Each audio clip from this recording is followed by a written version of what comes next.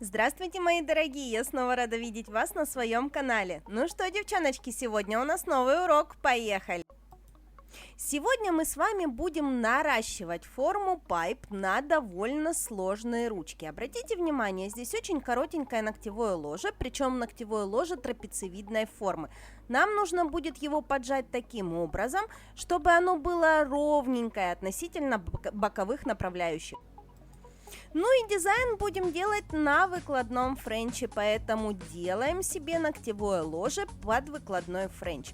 Обратите внимание, когда я моделирую ногтевое ложе, я не закрываю точки вроста натурального ногтя, потому что именно точки вроста я буду поджимать. Это никоим образом не отразится на напряжении на ногтевом ложе, поскольку я поджимаю не ногтевое ложе, а только точки вроста. Но и в то же время позволит мне скомпенсировать вот эту вот трапециевидную форму натурального ногтя. Быстренько выкладываем гель-желе в виде улыбочки нашего будущего френчика. И перекрываем при помощи замеса, для того, чтобы у кутикулы у нас получился плавный переход из цвета натурального ногтя в цвет камуфляжа. Этим же замесом сразу же выстраиваем себе стрессовую зону и будущую нашу точку апекс. Далее пробегаемся и дочищаем линию улыбочки. Нам нужно убрать все возможные заусенки в этой зоне. Если вдруг мы где-то нечаянно мазнули кисточкой не туда, куда надо, пилочка это нам уберет. Поэтому обязательно пробегаемся пилочкой, чувствуем, чтобы у нас все было идеально кругленькое. На этом моменте можем поправить, если вдруг у нас ногтевое ложе получилось слегка разным на пальчиках. Допустим, где-то заузить, где-то, возможно, убрать длину. В общем, пилочкой догоняем уже до идеала именно линию улыбки. Ну и переходим к созданию непосредственно дизайна на нашем френчике. Смотрите, белым акригелем мы выстраиваем так, чтобы у нас получилась готовая высота нашей улыбки. Это очень важно, потому что именно вот эта вот высота даст нам потом пропилить тот дизайн, который нам необходим. И сразу же в мокром материале делаем прорезку. Вот здесь я сделала небольшую ошибочку. Я захотела, чтобы прорезка была тоненькая. Но при выпиливании вот эта вот тонкость кое-где ушла и получилось очень много белого. Поэтому если вы будете повторять этот дизайн, то сделайте вот эти направляющие пошире. Они все равно вовнутрь уходят в более тонкую полоску, поэтому на выходе после опиливания вы получите тоненькие прожилочки золота в белом.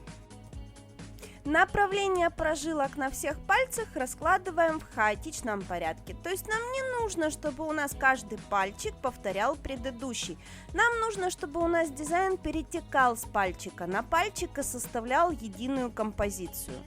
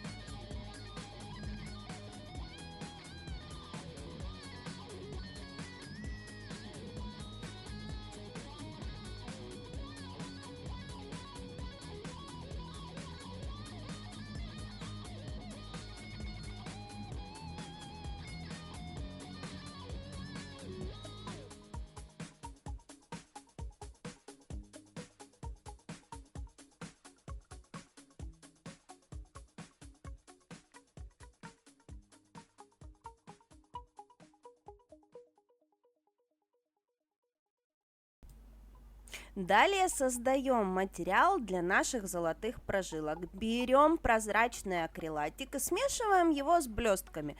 Смотрите, соотношение блесток к акрилатику не должно превышать 2 части акрилатика, 1 часть блесток, иначе у вас не просохнет этот замес.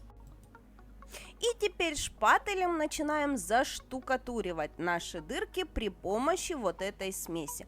Девчонки, здесь очень важно не допустить воздуха. То есть вам нужно закладывать материал так, чтобы он очень плотненько лег в самую глубину ваших прорезов, и чтобы там не осталось воздушных карманов, потому что если вы допилитесь до воздуха, это будет довольно-таки обидно. Но в другом случае, если вы пропиливаетесь и видите, что у вас остается дырка, то лучше сразу же доложите туда замес, просушите, и это даст вам возможность выложить тот дизайн, который вы задумывали. Ну и переходим непосредственно к опилу. Как вы понимаете, вся красота этого дизайна раскрывается только после того, как вы его опилите. И все ошибки вашего дизайна тоже вылазят только на этом уровне. Поэтому вот после опила я поняла, что нужно было делать прорезочку чуть-чуть пошире. Просто в моем варианте, поскольку прорезка была узкая, то получается, что практически выпилилось все золото. Я хотела золота побольше. Но в то же время получился довольно-таки своеобразный, тоже довольно интересный дизайн, но золота я хотела побольше, поэтому делаем дырки пошире. Собственно говоря, мой канал и существует для того, чтобы вы учились на моих ошибках, и в вашей работе этих ошибок было намного меньше. Потому что я тоже не всесильная и тоже делаю ошибки, о которых понимаю только впоследствии. Но всегда, когда у вас получилось что-то не то, что вы хотели, вы должны понимать, почему так вышло. И вот я вам рассказываю именно первоисточник своей проблемы. В данном уроке я вам совершенно не ускоряла момент опила для того, чтобы вы могли его рассмотреть, потому что по опилу очень много запросов было на канале. Смотрите внимательно, как я держу пилочку, смотрите внимательно, как у меня пилочка работает. Обратите внимание, сколько времени занимает опил. И в данном случае мы выпиливаем форму пайп.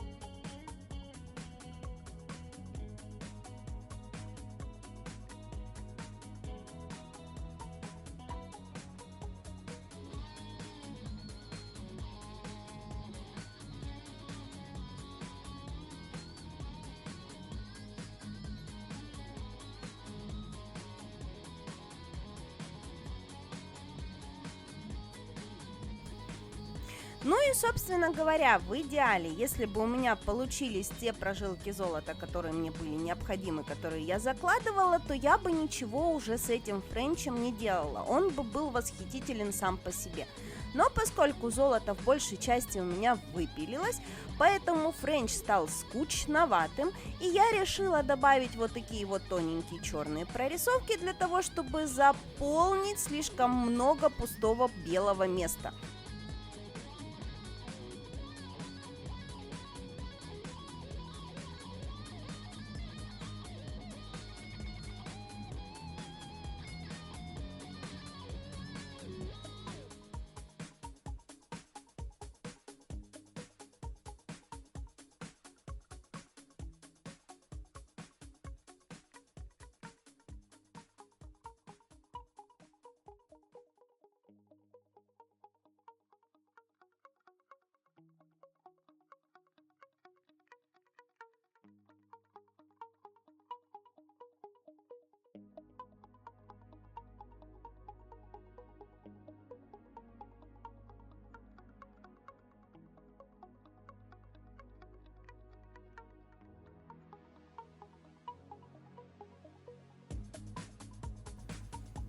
Вот, собственно говоря, и все, мой дизайн готов. Получилось довольно-таки симпатично.